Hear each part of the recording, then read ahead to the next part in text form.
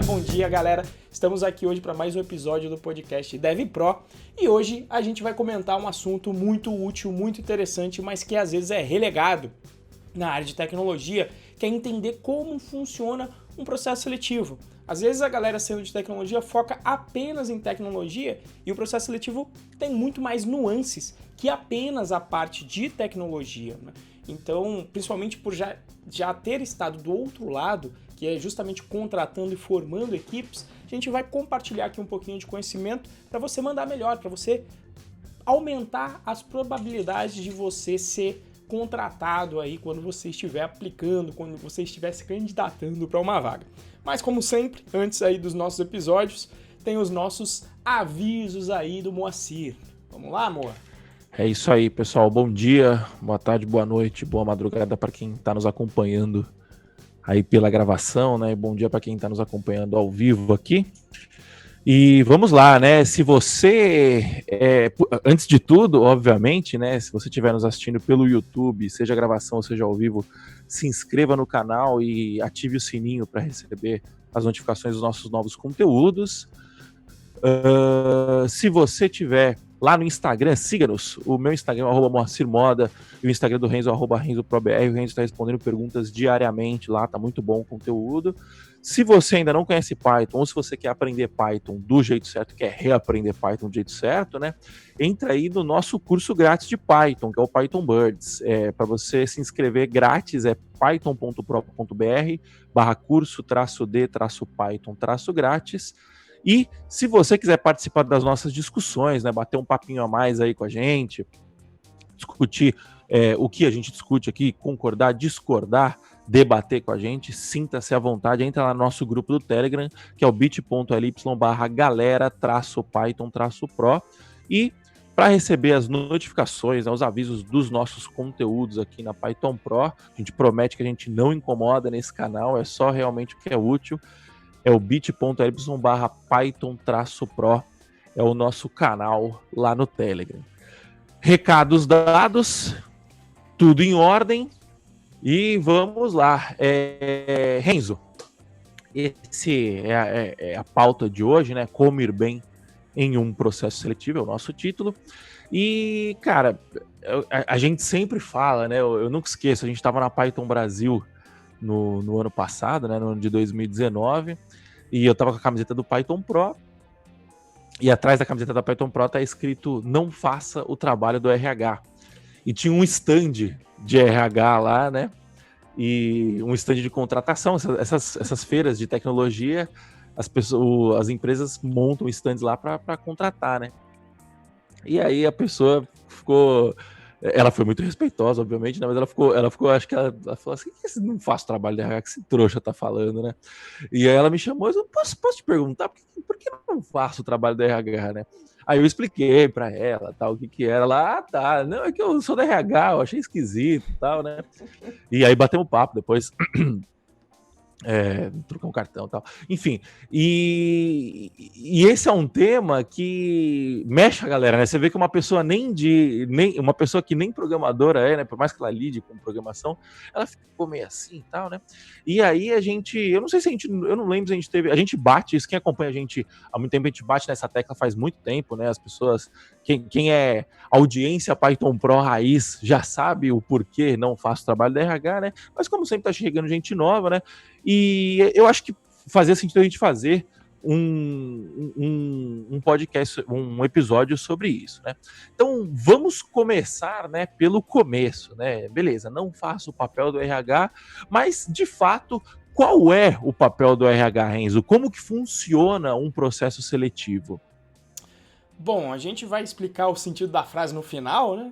E tá até aqui, né? Tá aqui atrás na coisa que eu deixo meu quadrinho aqui, não faço trabalho do RH, que é quase o lema ali na Python Pro. A galera que entra já pega logo e, obviamente, quem realmente é da audiência já tá aí um tempo. Mas o importante primeiramente, digamos, em processo de RH, a gente avaliar o formato, né? Porque sabendo quais são as etapas do processo seletivo que vão acontecer, você passa a se preparar mais. Então, primeiro de tudo, como funciona o processo seletivo. E daqui eu nem vou mencionar tanto, mas obviamente que antes do processo seletivo, ainda tem uma fase, né, que é o você ser chamado para o processo seletivo, onde aí você vai ter que dar uma olhada em como está o seu currículo e dá pra comentar até um pouquinho, coisa mínima, mas ter um currículo apresentável e decente. O que é um currículo apresentável? Gente, currículo tem que ter uma página, tá? Por quê? Porque você está valorizando o tempo da outra pessoa. Imagina uma empresa que está recebendo 200 currículos. Você chegar lá com aquele livro, aquele calhamaço no seu currículo, potencialmente a galera vai ler menos. Né? Então, idealmente, o seu currículo com uma página e com informações relevantes, sabe? É muito comum, às vezes, meus alunos mandam aqui um currículo, aí tem lá nome, endereço, sabe? Tipo, endereço, tipo, o que vão fazer com o teu endereço hoje em dia, entendeu? Então você tem que valorizar, principalmente na primeira página.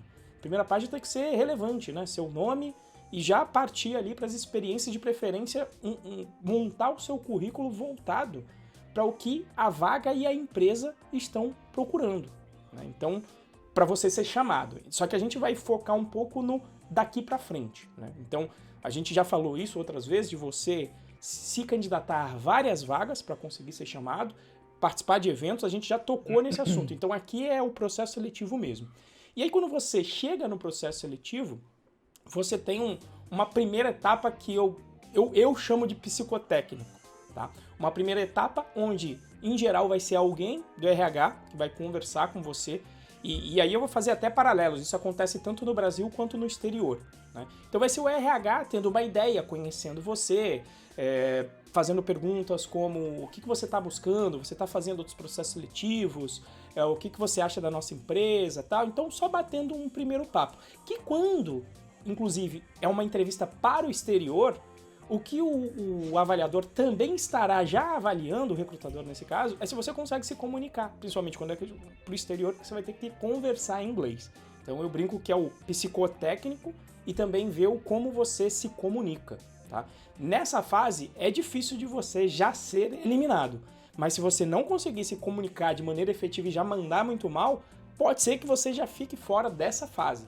Então é importante você dar uma olhadinha no site da empresa, já ter algumas perguntas na manga, perguntar ali, olha, estou procurando uma oportunidade, ser sincero, tá? Sobre o seu conhecimento em tecnologia, ser muito claro, né? Principalmente já teve uma vaga aí que eu me candidatei, inclusive tem pouco tempo, porque eles que entraram em contato, tinha lá experiência em Python e React. Então, na hora que veio, eu falei, olha, eu conheço de front-end, mas eu nunca estudei React especificamente. Eu sei que já estudei frameworks front-end, estudar mais um, eu sei que não vai demorar muito, mas se a vaga realmente pede um requisito de React, eu não atendo, eu vou ter que ter um tempo para estudar isso. Tá? Então, deixando claro desde o início, né, o que você sabe e às vezes aqui tem até aquela galera que tem medo, sabe? Quando o recrutador pergunta, mas você está fazendo outros processos? Então, deixe claro que sim.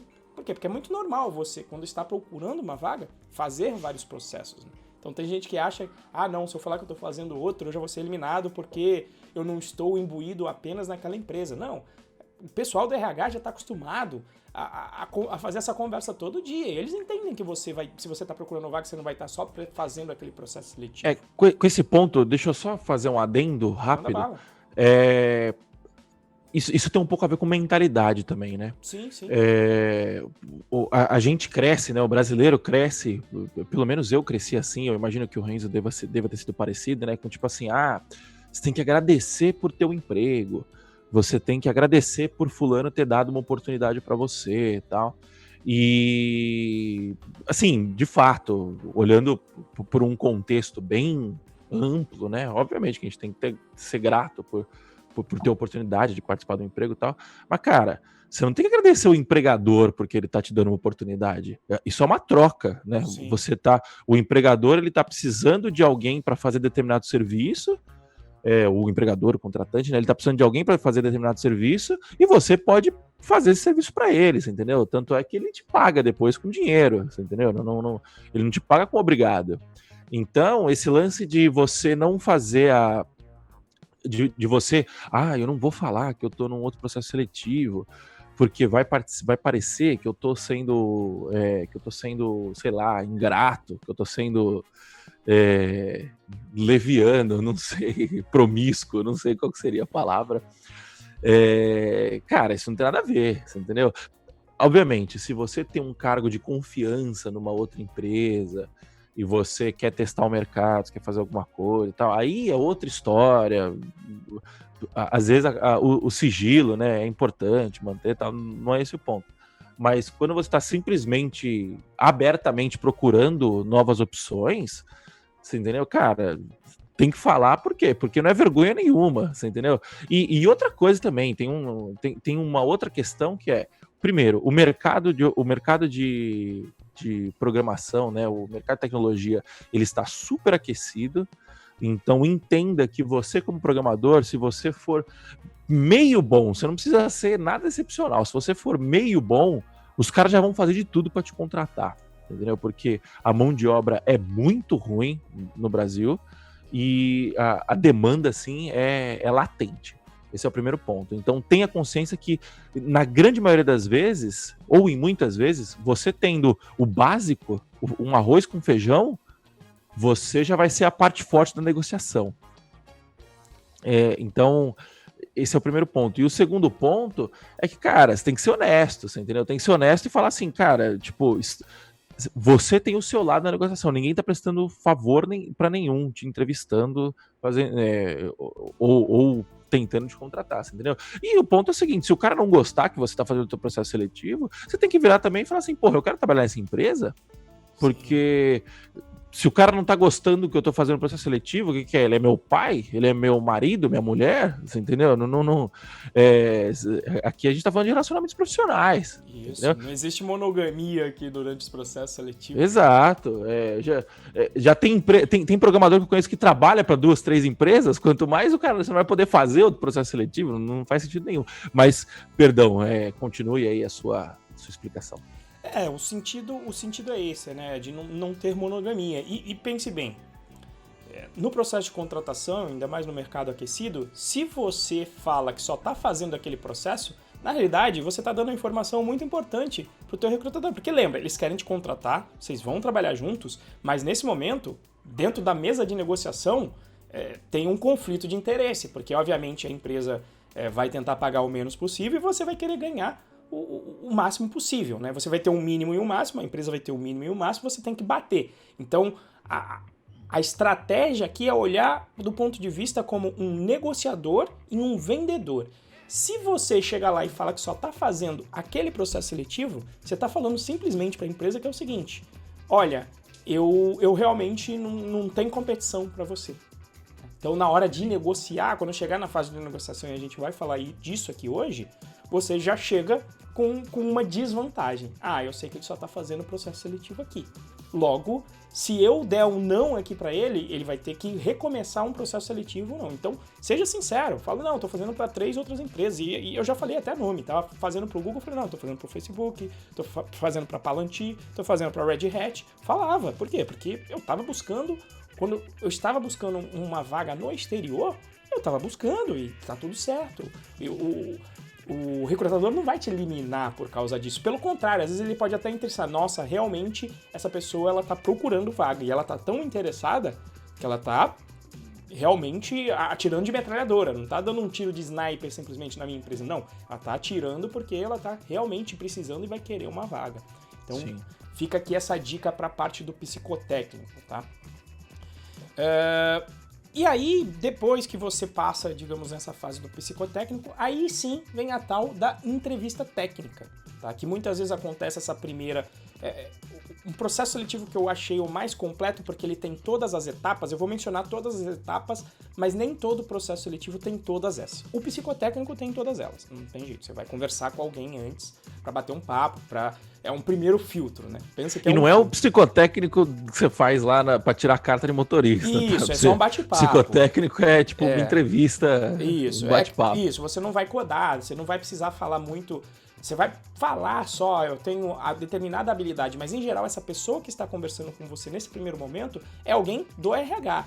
Sabe? Ela vai estar analisando seu perfil, isso, né? Ela está analisando o seu perfil, ela pode conhecer algumas das tecnologias, mas só de nome. Normalmente é uma pessoa que não programa, normalmente, tá? Mas é só e mesmo que seja, em geral é só um primeiro bate-papo. Só para eles fazerem um primeiro filtro, né? Quer dizer, se a pessoa não consegue se comunicar direito, sei lá, comete uma gafe já muito grande no psicotécnico e alguém fala, nossa, mas... E principalmente se for vaga do exterior, a pessoa não consegue se comunicar em inglês, pronto, aí você já elimina aí, porque não tem condições de ir pra frente no processo. Tá? Sim. Então, eu chamo essa parte de psicotécnico porque justamente é uma etapa, exatamente como no processo de tirar uma carteira de motorista, ela é uma etapa que quase não elimina ninguém, né? Mas às vezes elimina. Se mandar muito mal no psicotécnico, elimina. Então essa é a motivação de eu chamar de psicotécnico. Depois essa pessoa, e em geral essa pessoa que vai ter esse primeiro contato com você, em geral é uma pessoa que inclusive vai te acompanhar durante o processo. É uma pessoa da RH que vai ser o teu ponto de contato dentro da empresa. Então, utilize essa pessoa para obter informações. Por exemplo, a próxima fase costuma ser uma fase de uma entrevista técnica que pode ser automática, tá? Ou eu vou até falar dessa fase. Em algumas fases, essa primeira entrevista técnica ela pode ser automática. Você vai codar em uma plataforma como, por exemplo, o Codility. Então você vai ter lá umas 3 questões em que você vai ter que resolver. Normalmente é uma bem fácil, uma média e uma difícil. E em geral você tem tempo, 1 hora. Então, o que é importante para essa fase? Você tem que estudar algoritmos com velocidade. Se na fase que eu chamei de psicotécnico, o recrutador não te disser qual é a plataforma que você vai utilizar para a entrevista técnica, pergunte tudo. Se você está num processo seletivo bem estruturado, como por exemplo um processo de um Google, de um Facebook, eles já têm até um vídeo explicando. Falando, olha, por exemplo, no Google, o teste técnico, ele não tem um automático, você vai direto com uma pessoa, tá? E o teste é feito no Google Docs. O que isso implica, por exemplo, se você programa em Python como eu, se você vai fazer um teste de Python no Google Docs, e eu uso IDE ou um editor que já coloca a indentação automaticamente para mim, no Google Docs não tem essa automatização da indentação. E aí o que acontece? Quando você vai mostrar e vai conversar sobre a parte técnica e vai ter que codar, você não vai performar bem porque você não está sabendo dar os espaços. Você está gastando tempo pensando.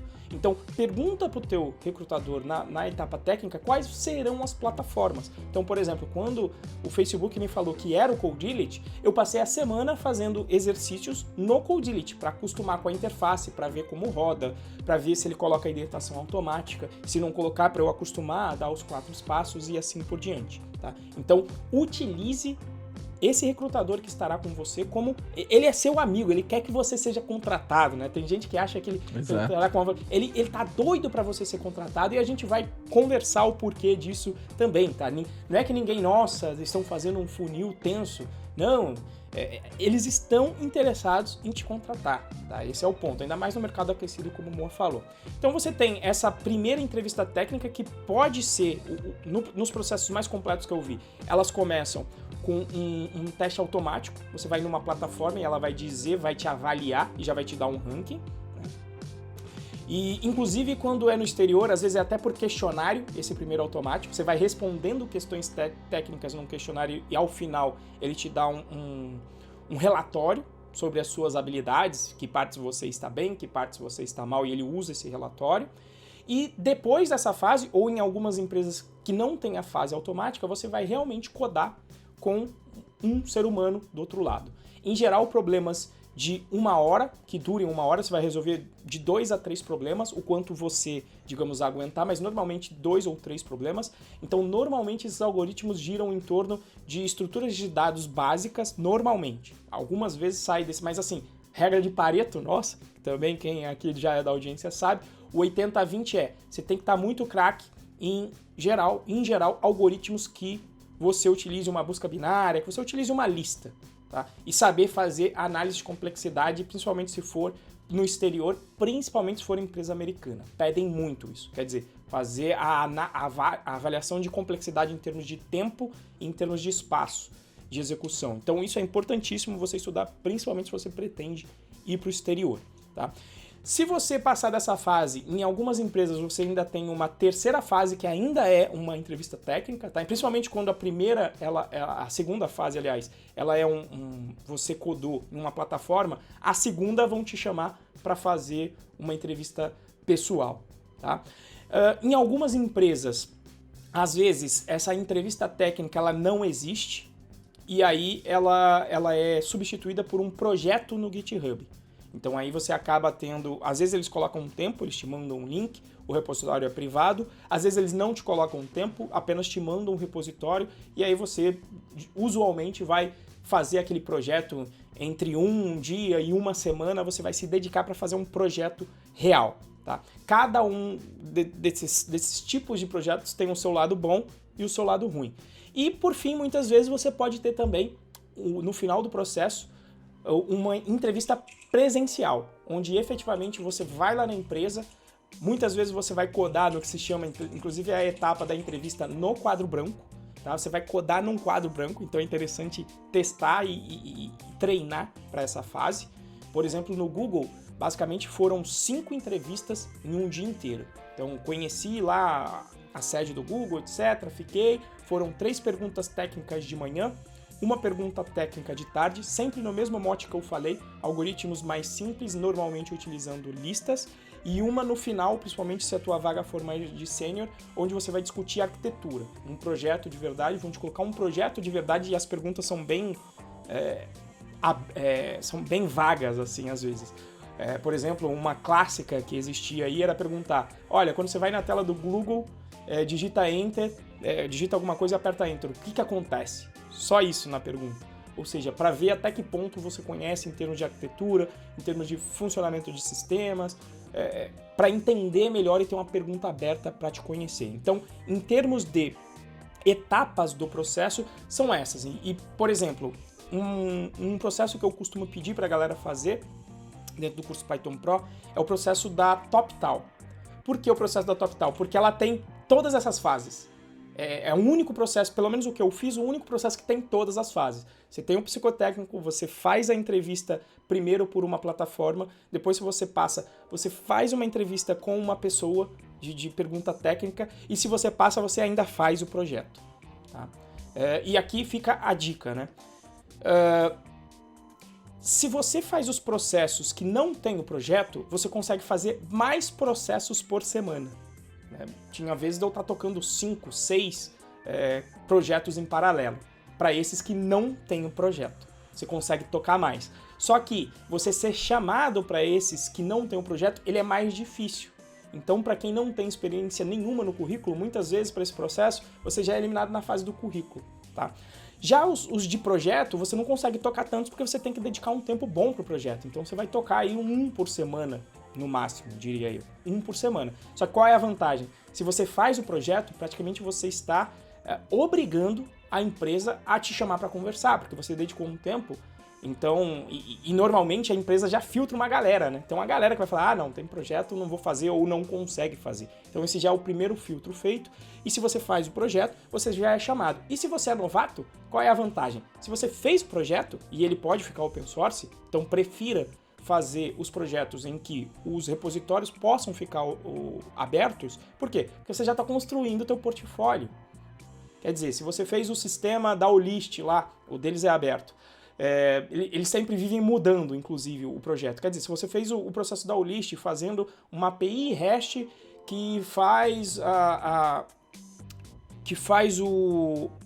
Como é que se fala? Não é um encaixe, mas basicamente você pega ligações telefônicas, você recebe chamadas de entrada e saída e você faz uma API para isso. Lindo, você já tem o seu primeiro projeto portfólio. Você vai falar, ó, já sei Django, já sei API, tá aqui o meu projeto de ligações telefônicas para consolidar a conta telefônica. Então, para quem é novato, eu recomendo fazer o projeto porque você testa o seu conhecimento e já constrói o seu portfólio e obriga a empresa a te chamar para a próxima fase. Tá? Então, principalmente se ela vem... Muitas vezes esses projetos, ela nem respeita essa ordem aqui, tá? Às vezes você vai lá, por exemplo, no site da Olist, já pega qual é o projeto a ser feito e você já faz o projeto antes de passar por essas fases que eu mencionei aqui agora. E aí, depois de fazer o projeto, você entra em contato lá com o pessoal do RH e fala, olha, tá aqui o meu projeto, tá aqui meu link, vou me aplicar. Então, algumas vezes, para as empresas que têm projeto, esse projeto é a primeira etapa, mesmo antes da etapa do psicotécnico. Beleza? Ficou claro aí, Moa? Deu para entender as etapas do... Claro e nítido. Muito bom, muito completa a explicação. Eu me abstenho um pouco dessa explicação, porque o último processo seletivo que eu fiz na minha vida, acho que deve ter sido há uns 8 anos atrás. Eu vivo fazendo porque primeiro, eu não acredito em pessoas que ensinam e não fazem, né? Senão vira aquela brincadeira de quem não sabe fazer, ensina. E eu não acredito nisso. Né? Então, e eu vivo fazendo também para quê? Para garantir que o conteúdo que a gente dá no curso está alinhado com o que o mercado pede. Né? Então, mesmo que eu não pretenda trabalhar agora, mas eu continuo fazendo os processos quando surgem, até porque algumas vezes você recebe aí umas propostas indecentes, né? Então é bom ter um problema de propostas indecentes. Mas é isso aí.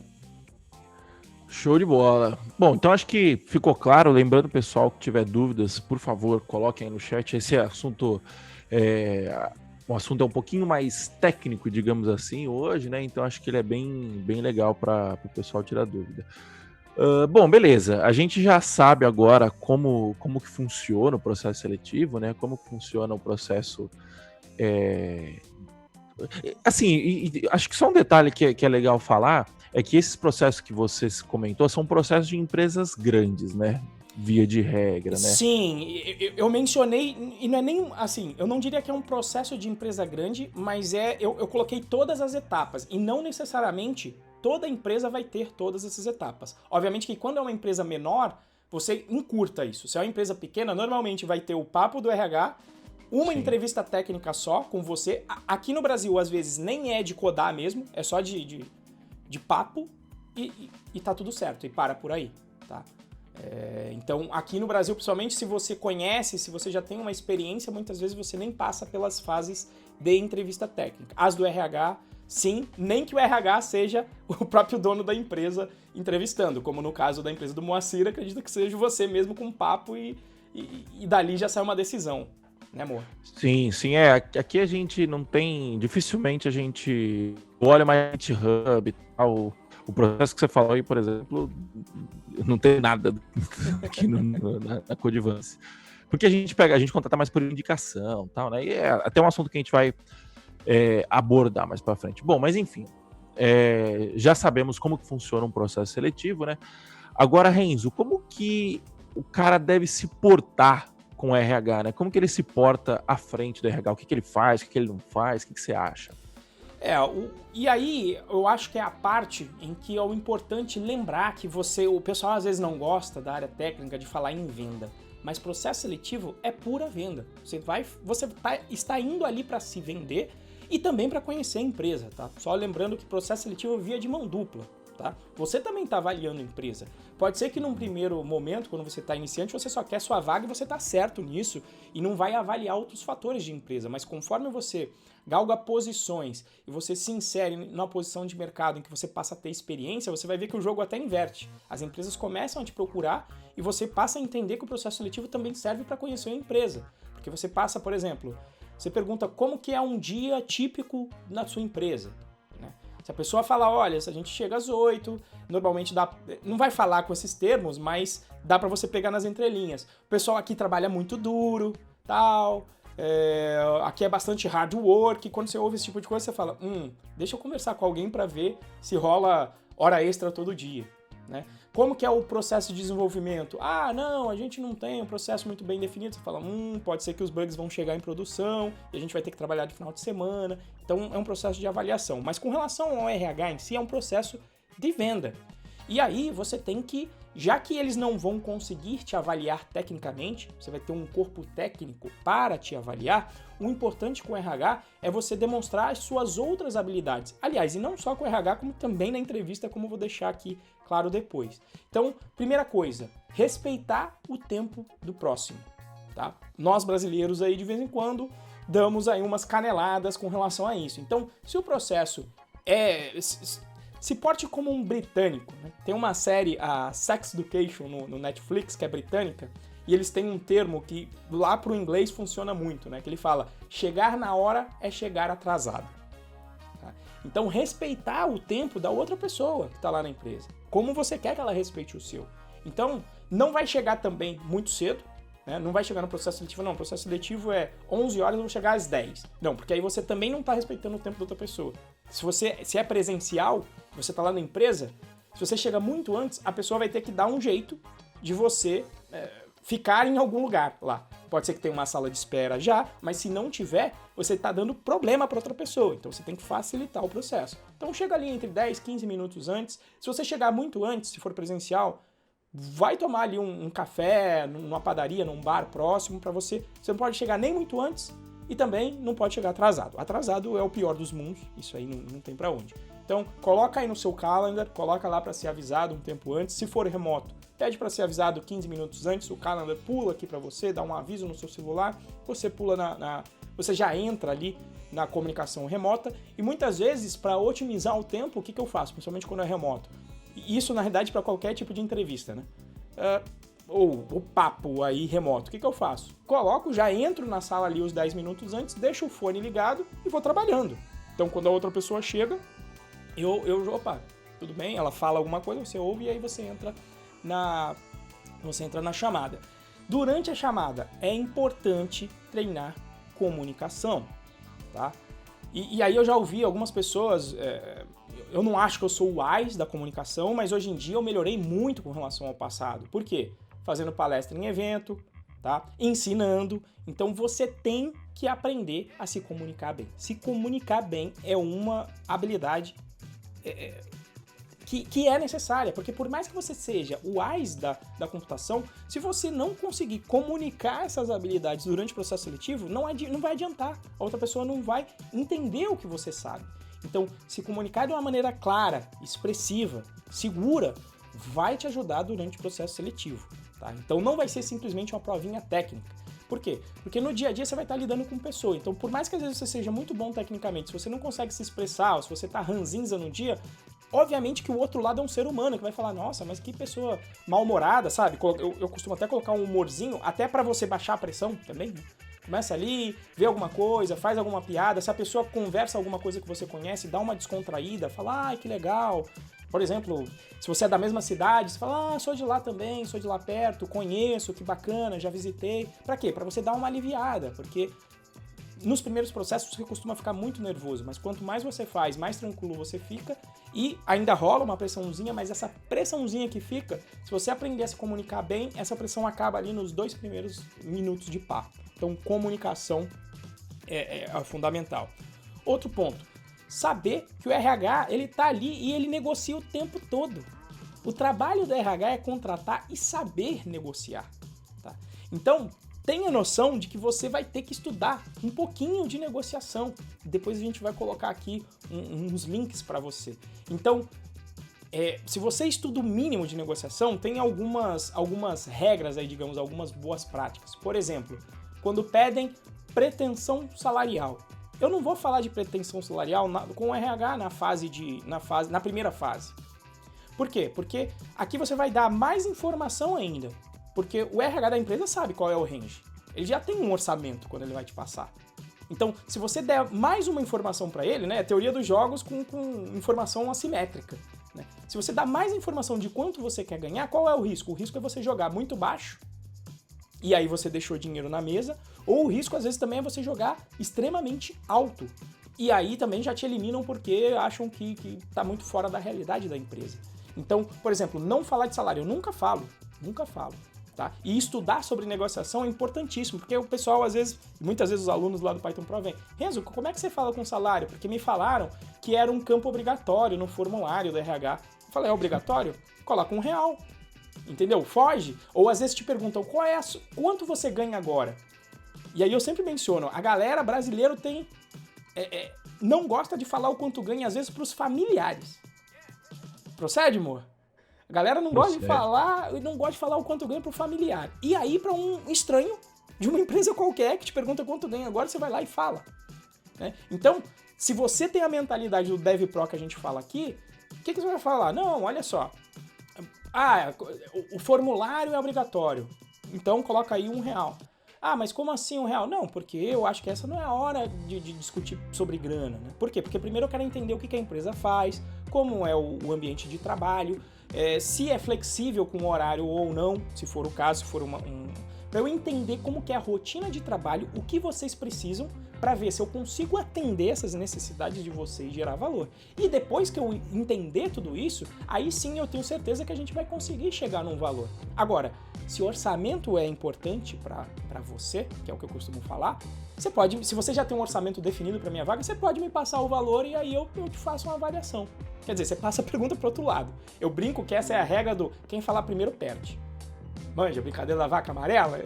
Lá era para silêncio, mas aqui quem falar o primeiro salário perde. Por quê? Porque tá dando mais informação. Sendo que a informação de range de salário, nada impede de você fazer uma pesquisa, se você tiver principalmente conhecido dentro da empresa, conversa com teus amigos e já fica sabendo quanto que é mais ou menos o intervalo de salário que a empresa paga. Mas muitas vezes eu já peguei essa informação antes e deixava sempre para o final. Por quê? Porque no início do processo, se eles te fazem essa pergunta no início, pode ser que eles eliminem quem está muito fora. E aí você tem pouca informação, você simplesmente... Eles não investiram muito tempo, você também não, e eles não te conhecem. Agora, se você passa no processo seletivo inteiro, vai até a última fase, foi aceito, eles te fazem a proposta, tem uma informação muito importante aqui, que é, potencialmente você foi um dos melhores do processo seletivo. Exato. E aí você tem uma informação, eu já sei que eu já fui um dos melhores, o RH já gastou um tempo bom. Então, se o RH não conseguir negociar salário comigo, ele, vai ter que pegar uma pessoa que ele achou que não era tão boa dentro do processo, e se, de repente, ele não conseguir fechar com ninguém, ele tem que recomeçar o processo. E muitas vezes, qual é a métrica do RH? Aqui é o próximo ponto. Tem que ver as métricas que a turma do RH é avaliado. E, normalmente, a métrica mais importante costuma ser as pessoas que o RH consegue contratar, esse costuma ser o mais importante. O RH consegue ser efetivo, porque o trabalho dele, não só isso, mas uma boa parte do trabalho dele é contratar as pessoas. Então ele é avaliado pelo número de contratações. Depois ele é avaliado, normalmente, também pelo que se chama de churn, que é o quê? Ou turnover, que é das pessoas que entram, quanto tempo elas ficam? Quanto tempo demora para elas saírem? Empresas que têm um turnover muito alto, né, de 6 meses, 1 ano, a pessoa fica por aí em média, isso acaba acarretando em mais gasto em contratação. E depois você pode ainda ter uma métrica de salário, tá? De quanto o RH costuma conseguir pagar ou economizar, digamos assim. Mas normalmente essa é uma métrica que às vezes não existe, às vezes o RH só tem um orçamento para a vaga, já trabalha com um intervalo de salários muito bem definidos. E lembrar que dentro desse processo de negociação, normalmente, o RH, a não ser numa empresa pequena, como né, o Mo ali é o RH, é a parte técnica, é o CEL, é o cara que faz as finanças, é o cara que toma conta de tudo. Mas se você está numa empresa grande, o RH é alguém que é um colaborador da empresa. Portanto, ele não paga o seu salário. Então não vai ser feio você negociar salário. Não fique, mas ele não vai querer pagar. Por quê? Porque não é ele que vai definir isso. Não é ele que vai definir o intervalo e principalmente não é ele que vai te pagar. Então, se você vai ganhar R$1.000, ou se você vai ganhar R$20 mil, o RH não vai ter o funcionário do RH não vai se preocupar com isso, porque não sai do bolso dele. Tá? Então, essas seriam as dicas aí de como se portar no RH. Estudar para essa negociação, e depois eu vou passar aqui alguns links para quem quiser se aprofundar um pouquinho mais. Só dei a dica aí do salário, mas existem ainda algumas outras. Eu acho que... Eu estava ouvindo um podcast hoje de manhã, e o cara falou uma frase maravilhosa, que eu vou até lê-la exatamente como que é, porque é o seguinte, você está falando muito sobre venda, né? Cara, a vida é uma venda. Esse negócio Sim. que programador não tem que... eu não gosto de vender, eu não gosto de vender. Malandro, você não tem o direito de não gostar de vender, porque a sua vida, ela é uma venda constante. Sim. O que é uma venda? É uma negociação, né? Você está negociando a todo momento com todas as pessoas. Você negocia com a sua esposa, com o seu marido, você negocia com os seus pais, você negocia com os seus filhos, você negocia com o seu chefe, você negocia com você mesmo, muitas vezes. Eu vou sair para fazer exercício físico agora, eu não tô afim. Não, mas eu vou sair e aí mais tarde eu como um pedaço de bolo, sei lá, alguma coisa assim. A vida é uma eterna negociação, você entendeu? Então, eu não tô achando a frase, mas a frase era alguma coisa tipo assim, Você não, na vida você não ganha o que você merece. Na vida você ganha o que você negocia. E é isso. E isso até casa com a pergunta que o Herbert fez aqui pra gente. Ele perguntou: quando identificar que está fazendo um trabalho de pleno ou sênior e recebendo por um dev júnior? Cara, primeiro, quanto ganha um dev júnior? Quanto ganha um dev pleno? Quanto ganha um dev sênior? Esse negócio de ficar se pautando nos outros é uma bosta, porque, beleza, o seu custo de vida, você quer receber como um sênior. Você fala assim, não, quando eu receber como um sênior, eu vou me dar bem. Eu posso virar para você e falar assim, ó, amigão, aqui na minha empresa um sênior ganha R$5.000 por mês. Tá bom, você tá recebendo como um sênior. Tem alguma mentira no que eu tô falando aqui? Ah, mas o mercado não paga, a média não é essa. Eu não tô na média do mercado, eu sou a minha empresa. Tipo assim, esses labels é besteira. Então, Herbert, cara, você tem que ganhar o quanto você acha que você tem que ganhar. Você entendeu? Se você tá ganhando 3 e tá ruim pra você, pede 5, pede 7, pede 10. Se o cara não vai... E tem o detalhe da pedida, né? Não é pedir chegar lá, é chegar pro teu chefe e falar assim, o que eu faço pra ganhar 10? Como é que eu faço você ganhar 100 pra eu ganhar 10, né? Então o ponto é o seguinte, não, e a pergunta do Herbert você identifica que é um lance de tipo, quando identificar que tá fazendo um trabalho de pleno e recebendo por um dev júnior, cara, é simplesmente identificar isso e mostrar pro seu chefe, falar assim, ó, o trabalho que eu tô fazendo aqui, em outros lugares, estariam me pagando o dobro, no mínimo. Esse já é um argumento.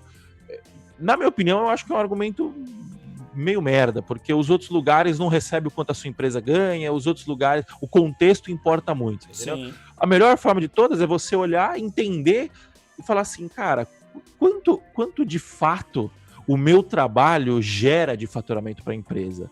O sistema que eu dou manutenção gera quanto de dinheiro? O sistema que eu dou manutenção economiza quanto de dinheiro? Cara, você tem que fazer essa conta, porque com certeza o seu chefe já fez essa conta quando ele foi te contratar. Sim. Você e entendeu? outra coisa, tem alguém que faça o que eu faço aqui na empresa? Já. Exatamente. Quando não tem ninguém, é a hora de você bater um papo, sabe? Tinha lá 3 pessoas, deu uma diminuída no número de pessoas agora e você ficou sobrecarregado, mas é só você. Ou seja, se não tiver ninguém para fazer aquilo agora, quanto tempo demora para treinar? Então aí, você é um recurso, e o pessoal não gosta de falar de recurso, mas eu gosto de pensar nisso. Você é um recurso valioso nesse momento. Você é uma pessoa valiosa, porque ninguém mais faz aquilo. Né? Pra vocês terem uma noção como esse negócio de ficar se medindo pelo mercado é ruim, eu tenho um amigo, não vou falar o nome dele, não vou falar qual a profissão que ele tem, ele não é programador, tá? Ele trabalha com tecnologia, mas com outra parte, e ele ganha percentual de faturamento da empresa por um trabalho operacional. Ou seja, ele executa o trabalho dele operacionalmente e ele ganha uma porcentagem. Então a empresa faturou, eu não sei exatamente quanto que é a porcentagem que ele ganha, mas é coisa tipo, sei lá, entre 1%, vamos supor que seja 1%. A empresa faturou 30 milhões no ano, ele está ganhando 300 mil reais por ano. Por que isso? Para executar um trabalho operacional, que é igual ao nosso. O nosso trabalho como programador é operacional. Por que isso? Porque ele sabe o valor que ele... Primeiro, não tem quem faça o que ele faz tão bem no mercado, né? São poucas pessoas que fazem... que executam um trabalho com tanta qualidade quanto a dele. E segundo, que ele sabe o valor que ele gera para a empresa. Então, tem um monte de gente que faz a mesma coisa que ele faz e ganha 2 mil reais por mês. Sim. Ganha 2.500 reais por mês. Por quê? Porque o cara, primeiro, não se conecta com o valor. Segundo, não... Que é a segurança de um salário. Que é a segurança de um salário. Você entendeu? Então, assim, se ele tivesse se importando quanto ganha o profissional sênior da categoria dele, ele ia estar ganhando 1/10 do que ele ganha, 1/5 do que ele ganha. Você entendeu? Então, assim, esse é o ponto importante. A gente está sempre vendendo e a gente está sempre negociando. E negociação, você pode ter... negociação é argumentação. Você tem que argumentar a seu favor. e você pode até usar exemplos externos, mas exemplos internos, contexto, é muito melhor, tá? Sim. Se eu respondi sua dúvida aí, tá, o Herbert? E a gente fala, né? Mesmo que você venha com o argumento, mas na outra empresa pagam tanto. Aí a pergunta é, mas você seria contratado na outra empresa? Exato. Então você tem que testar o mercado e aí te dá uma base. Você fala, putz, você faz os processos seletivos e aí eu até aconselho às vezes a galera, faz o processo seletivo para uma empresa que você não quer ir e experimenta negociar salário, mostrando depois, eu vou passar o link aqui, a gente vai deixar um link aqui sobre negociação. Experimenta colocar essas técnicas em prática, porque quando você está procurando e quer o emprego mesmo, é mais difícil você negociar, né? Porque você está nervoso, você tem pressão. Agora, quando você não quer ir para a empresa, você faz o processo seletivo quase em terceira pessoa. Você está fazendo o processo seletivo para avaliar como você está negociando e avaliar o ambiente. Sim. E aí você começa, no final você fala, putz, se o range da empresa é R$5.000, eu vou jogar 12 para ver o que acontece. E aí você vai ver que o jogo funciona diferente do que você pensava, porque na verdade você só tinha uma imagem, você não jogou, você só olha, pensa com a tua mentalidade de técnico, mas não consegue entender como o jogo funciona. E fazer isso é libertador. Totalmente. Eu nunca esqueço quando eu estava começando a montar a Codivance e eu ganhava X e eu cobrava X por hora. E aí apareceu um projeto que eu ia ter que me esforçar, ia ter que trabalhar no meu horário de lazer e tal. E aí eu falei assim, bom, seguinte... Não existe não tenho tempo, né, amor? Tem tempo, só que agora vai custar muito mais caro, né? Aí eu falei, quanto você cobra? Eu falei 1,5 x. Pra não falar o valor aqui exato. E 1,5 x. Aí bateram o olho e falaram assim, tá bom. Nem negociaram. Deixei dinheiro na mesa. Eu deixei dinheiro na mesa. Chegou... No mês seguinte, quanto que você cobra? 2x. Nem negociaram. Então, tipo assim, você vê que simplesmente por você ter a coragem de pedir um pouquinho a mais, por não estar precisando naquele momento, né?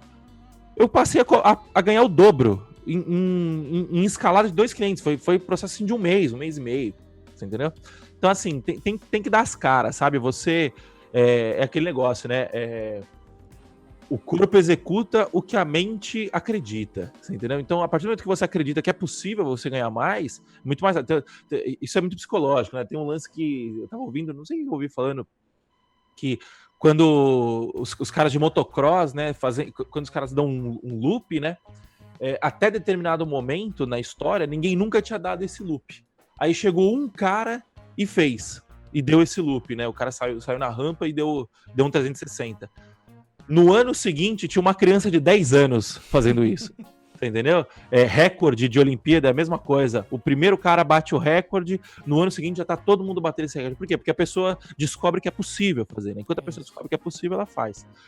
Beleza, continuando aqui com a nossa sessão de perguntas, né?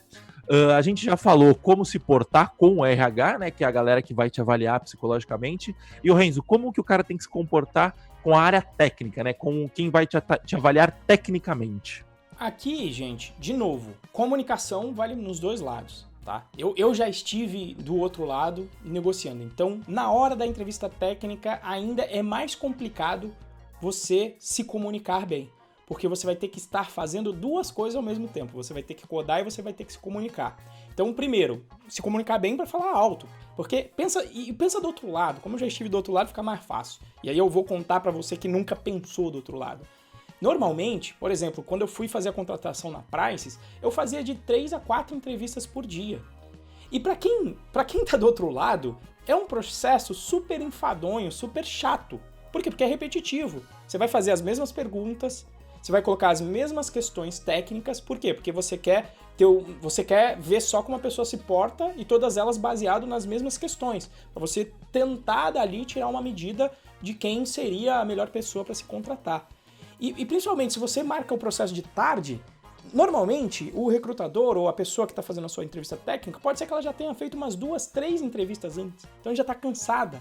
Já está entediada de fazer o processo. Sim. Então, se você se comunicar bem, demonstrar energia, como eu falei, se conseguir quebrar o gelo com uma piada, você fala, putz, você anima a pessoa. Nesse processo de venda, não tenha dúvida que a impressão emocional que você vai passar de se comunicar bem durante o processo vai ser eu não vou dizer mais importante, mas eu diria tão importante quanto a sua demonstração técnica, tá? Então, e onde que é importantíssimo, como que você vai utilizar também esse processo de comunicação? Um dos grandes problemas, principalmente quando você está nervoso, é que quando o recrutador te passa a questão que você vai ter que resolver, até porque você sabe que tem tempo, primeiro erro de todos, ouve uma vez, fala tudo bem, e já sai codando. A primeira cagada é essa. Por quê? Porque não existe nada mais caro no nosso setor do que resolver o problema errado. Se você codar o problema sem entender qual é o problema de verdade, é muito caro. Então, o que você faz? Dá uma respirada. Ele passou o problema, o recrutador, você vai repita o problema. Você fala, para ver se eu entendi, principalmente se for em inglês, né? Então, para ver se eu entendi, eu vou ter que resolver assim, assim e assim. É isso? Ele vai falar, Você pode dar exemplo? Um exemplo de entrada e saída, se ele não der? Ou se ele deu, você fala, pensa em uns casos uns casos de fronteira. Por exemplo, ele falou que você vai ter que fazer um algoritmo de validação de telefone. E aí você fala, e aí ele te passa um exemplo de celular. E aí você pode falar, mas é para eu considerar o número do celular ele com um número fixo, os 9 números que nós temos agora, ou vai contar também, não é um número de celular, pode ter o fixo, então ele pode variar de 9 a 8. O que eu posso considerar? E de preferência, se você conseguir simplificar o problema, nesse caso, se for fixo é mais fácil de você validar.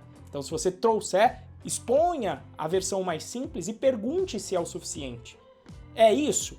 E às vezes até baseado nisso eu já escrevo um doc test no Python, que eu já fiz uma live aqui sobre isso. Eu escrevo uma documentação falando, quer dizer, eu vou chamar a função x com o parâmetro y e espero o resultado z. É isso.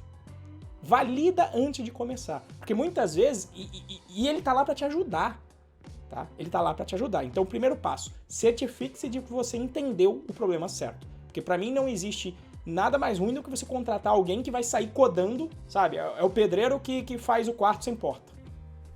Pô, peraí, o quarto veio sem porta. Você nem perguntou se não era para colocar uma porta? Essa é a ideia. Validar o problema que você vai resolver. Você repete, então, e a outra coisa ruim de quando você tá do outro lado são as pessoas que travam, né? Porque é normal você dar uma travada, você tem que testar também bastante isso para conseguir chegar com uma carga emocional um pouco mais baixa, não ficar muito nervoso durante o processo seletivo, mas uma das características de quem fica nervoso durante a execução do exercício é ficar quieto. E principalmente quando é remoto, não tem nada pior para quem está do outro lado quando a pessoa fica quieta. Porque você não sabe se ela está viajando, você não sabe o que ela está pensando. Então você vai ter que aprender a fazer o exercício de, mesmo codando, sempre falar o que você está fazendo. Quando eu tava do outro lado, muita gente ficava assim, 5 minutos quieto, e aí de vez em quando eu falava, olha, você tá aí? O que você tá pensando? E eu falo pra pessoa, olha, fala o que você tá pensando, porque muitas vezes tem uma troca entre você e o seu avaliador. Às vezes, se você vai falando, olha, eu tô pensando numa solução, vou começar e primeiro resolver, né? Não tenta fazer a melhor solução, vou primeiro resolver. Vou fazer aqui a ordenação. Eu lembro alguma coisa sobre o Bubble Sort. Acho que eu vou começar pelo Bubble Sort porque apesar de ele não ser um algoritmo o melhor de ordenação, o mais performático, que tem a complexidade menor, ele é o mais simples de resolver. Então primeiro eu vou resolver o problema, tá certo? E você vai dizendo isso porque pode ser que o recrutador fale, não, eu já vi que você sabe o Bubble Sort, então eu vou considerar que você já fez. Tenta ir agora para um algoritmo melhor. Tenta pensar numa possibilidade melhor. Então você encurta caminho. O entrevistador, ele tá ali, ele use como um aliado seu. Ele vai te indicando, se você conversar, qual é o ponto que ele quer que você chegue. Fala, não, existe um algoritmo melhor para isso, né? Ou a lista já está ordenada, você não precisa fazer um algoritmo de ordenação, e pergunta esse tipo de coisa, sabe? Por exemplo, um problema clássico, que eu já utilizei muito, mas caí em quase todo o processo seletivo, que eu coloco dentro do primeiro curso nosso, que é o Python Pro, que é a contagem de caractere. Então, quando eu vou para esse tipo de problema e já estou treinado, eu já falo, olha, existe uma biblioteca embutida no Python que já faz essa contagem. Você quer que eu possa utilizar isso? Eu acredito que não, mas pergunta pro entrevistador, porque veja só, nessa pergunta, você já indicou para ele que você não vai reinventar a roda, que você conhece a biblioteca padrão, e se ele deixar você utilizar a biblioteca padrão, você já eliminou essa parte. Pode ser que de repente você tem 3 questões e ele fala, putz, o cara já conhece a contagem, ó, não vou nem fazer. Vamos para a próxima, que é mais difícil, e aí sobra mais tempo para você resolver o exercício que de fato vai ser mais difícil. Tá? Então, comunicação durante o processo seletivo. E como é que eu treino? Como é que eu treinei muito? Você pode treinar. Quando você estiver codando, treina falando. Simula que você está falando para alguém. Ou a melhor forma de simular isso é simular realmente. Dá uma aula para alguém, fala, vamos resolver um problema juntos, eu vou resolver aqui e eu vou te explicar. Você conversa, faz um pair programming com alguém e vai explicando o que você está fazendo. Então quem dá aula costuma ter uma grande facilidade. Por exemplo, eu tenho agora, eu acredito que eu tenha desenvolvido e eu olho a minha evolução, dou aula aqui, faço live toda sexta-feira do Café com Python, codando e explicando o que eu estou falando.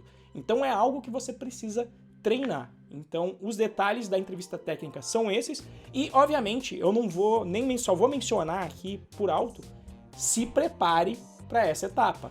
Você tem que chegar nos cascos, você tem que conhecer os algoritmos mais famosos, como os de ordenação, quais são as suas complexidades. Então, você tem que conhecer ordenação, busca binária, potencialmente um pouco de busca em árvore. Você tem que saber esses algoritmos aí, os mais clássicos, né? Porque você vai utilizar a base desses algoritmos para resolver os seus problemas. As estruturas de dados básicas, lista, tupla, se for em Python. Lista, set, tupla, dicionário, como que são as operações.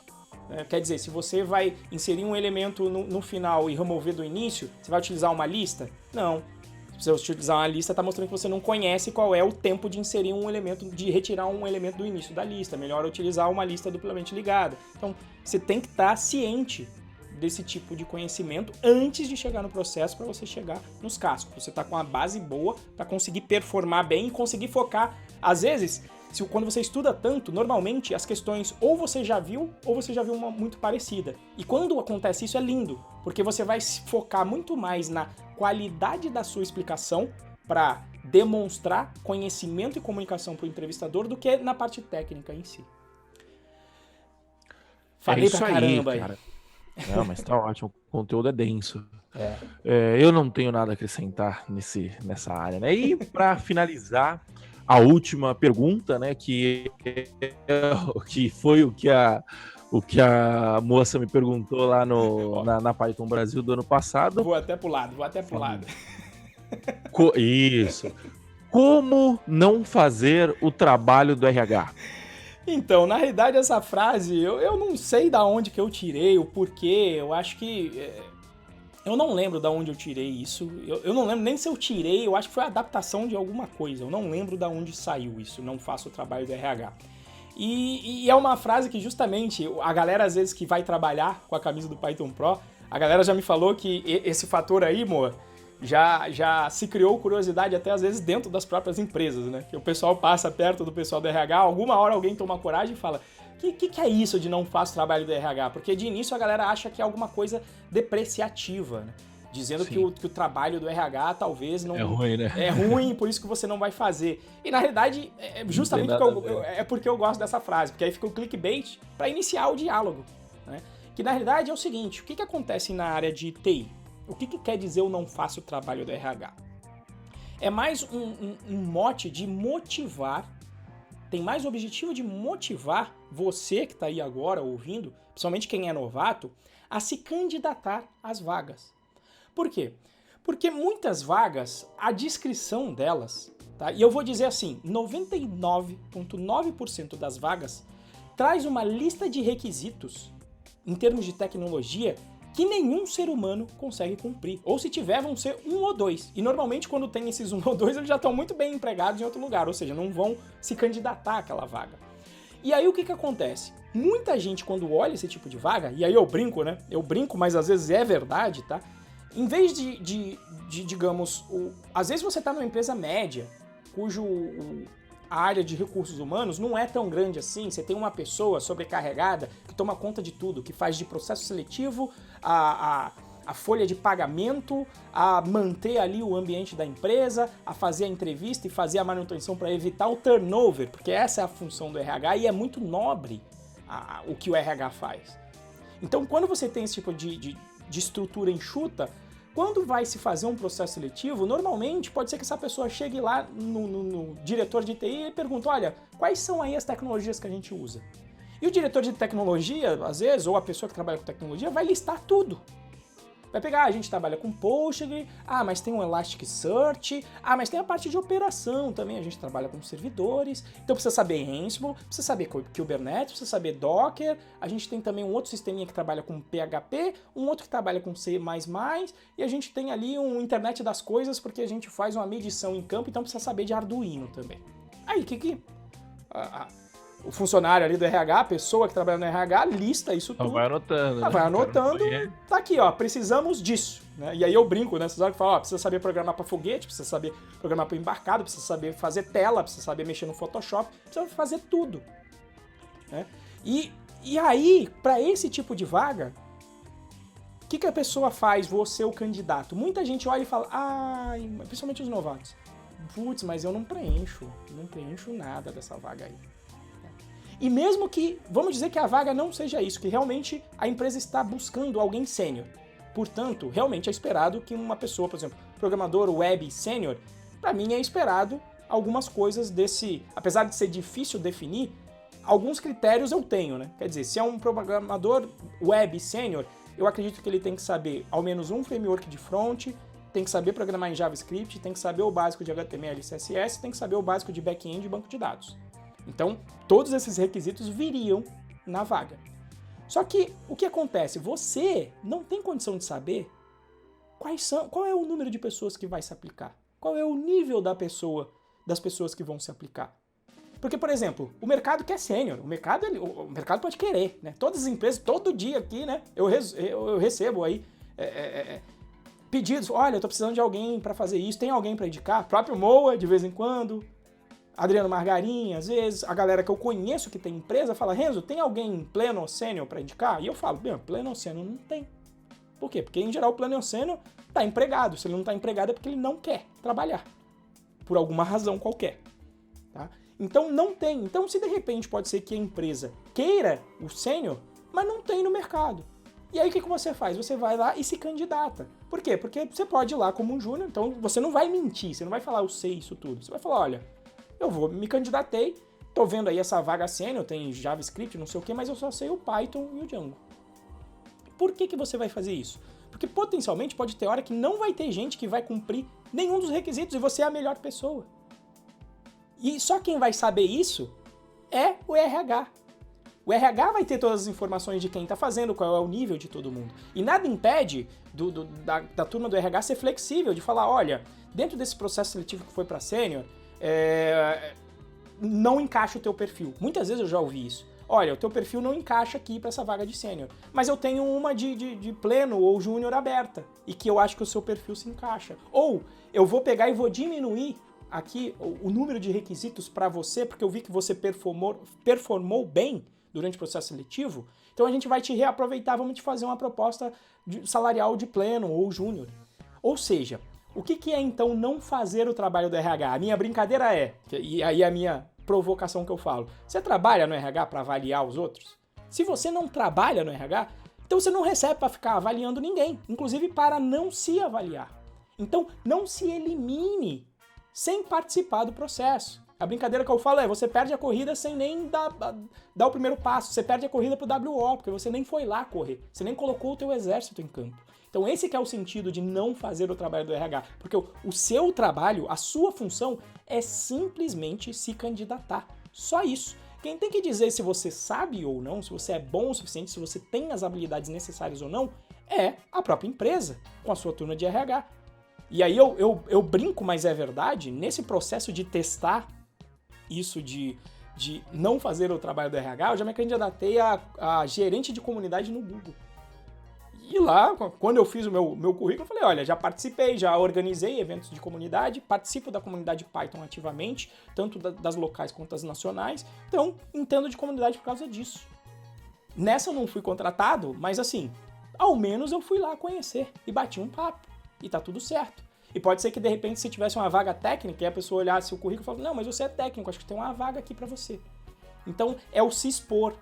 o pior que pode acontecer é ao menos você conhecer alguém da empresa, ou algumas pessoas dentro da empresa. Então, esse é o motivo, né, de fazer, não fazer o trabalho do RH. E a outra analogia que eu gosto de fazer é igual aquela piada do leão, né?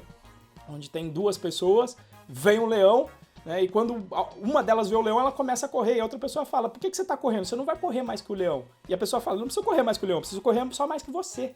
Né? Então, por mais que se coloque essa vaga de programador astronáutico, se não tiver ninguém que preencha essa vaga, eles vão ter que baixar a régua. E normalmente é o que estão fazendo. Às vezes vão ter que formar dentro, às vezes vão ter que procurar outras pessoas. E é justamente com esse mercado aquecido que a gente trabalha e bate na tecla todo dia com os alunos lá dando uma motivada, porque a galera, será que eu vou conseguir? Será que dá 100 o currículo? Será que... Sabe, a pessoa sempre ela acha que ela é especial de um ponto de vista negativo, que ela não vai conseguir chegar lá. E eu falo, não, calma, faz.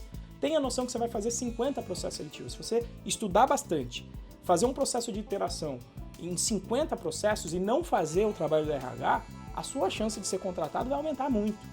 Tá? Nunca é 100%, mas dá quase vontade de falar que é, porque normalmente quando a gente vê as pessoas aplicando isso na prática, normalmente elas conseguem ter a disciplina de estudar e de se candidatar.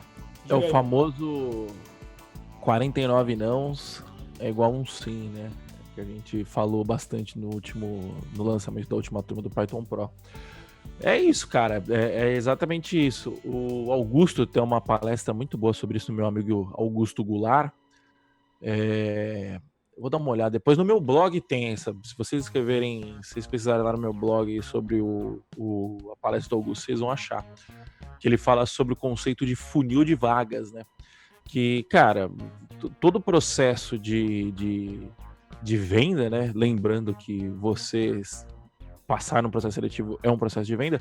Todo o processo de venda, ele é feito de um funil, né? Então você vai entrar em contato com 100 pessoas, dessas 100, 70 vão ver seu currículo, dessas 70, 30 vão te chamar para um primeiro papo, desses 30, 10 vão te chamar para um segundo papo, e desses 10, 5 vão te chamar para entrevista técnica, e desses 5, 2 vão falar, você está contratado, você entendeu? Esse não é exatamente assim, obviamente, né? Eu tô dando um exemplo aqui, mas esse que é o conceito, você entendeu? Então, cara, você tem que vários planos B na mão, você entendeu? Sim. Plano A, plano B, plano C, plano D, porque a chance de você não ser contratado é muito maior do que a chance de você ser contratado. Mas quando você mitiga esse risco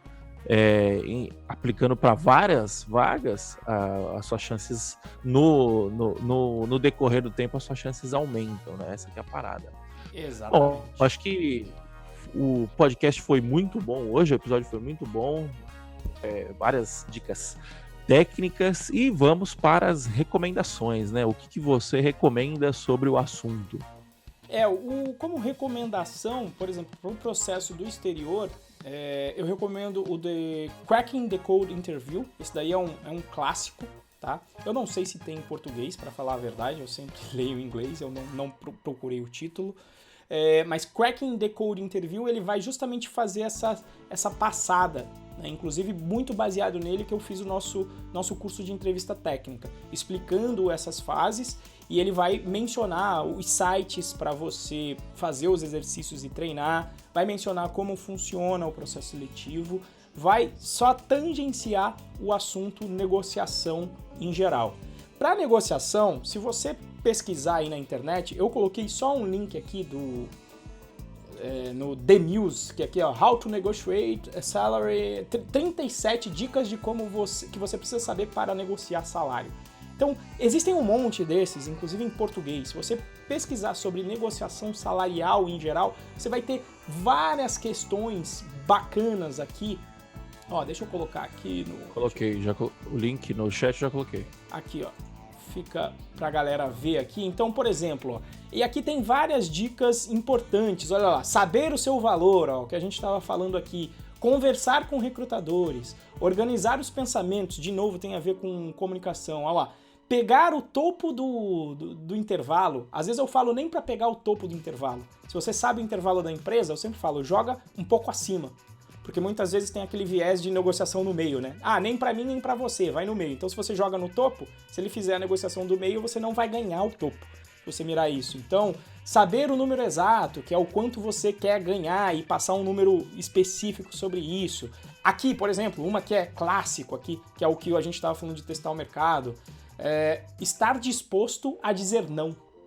E por isso que é importante você estar fazendo vários processos seletivos. Porque se você passa, como o Moa falou, em 3, 4 processos seletivos, você vai falar não para 3. Experimenta falar um não decente, não um não de TI. Faz o não da galera de marketing. Como é que é o não da galera de marketing? Ah, o range, eu quero ganhar aqui 8 mil. Você vai lá e fala, eu quero ganhar 16. Ah, mas assim não dá pra gente pagar. Você fala, tudo bem. Se não dá, não deu. Foi uma negociação que acabou. É uma coisa, não é pessoal, é negócio, né? Então, eu deixei esse link aqui, porque tem vários aqui. Esse de 37 tem um monte, e eu acho que eles colocaram ali um plano bem detalhadinho, mas se você pesquisar em português, sabe? Dicas sobre negociação salarial, dicas sobre como conseguir minha vaga, tem tudo lá. E assim, quando você lê, não é nada de outro mundo, mas às vezes são coisas simples que você não percebeu, né? Então, às vezes, o óbvio, ele precisa ser explicitado, senão você não consegue perceber.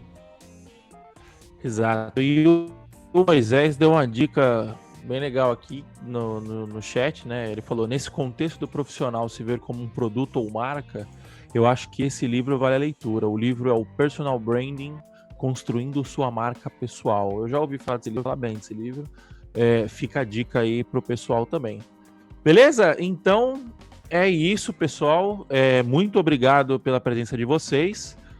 Para quem está nos acompanhando ao vivo, a gente teve um erro aqui. Eu marquei como não listada a live, então o YouTube acabou não avisando vocês, mil perdões.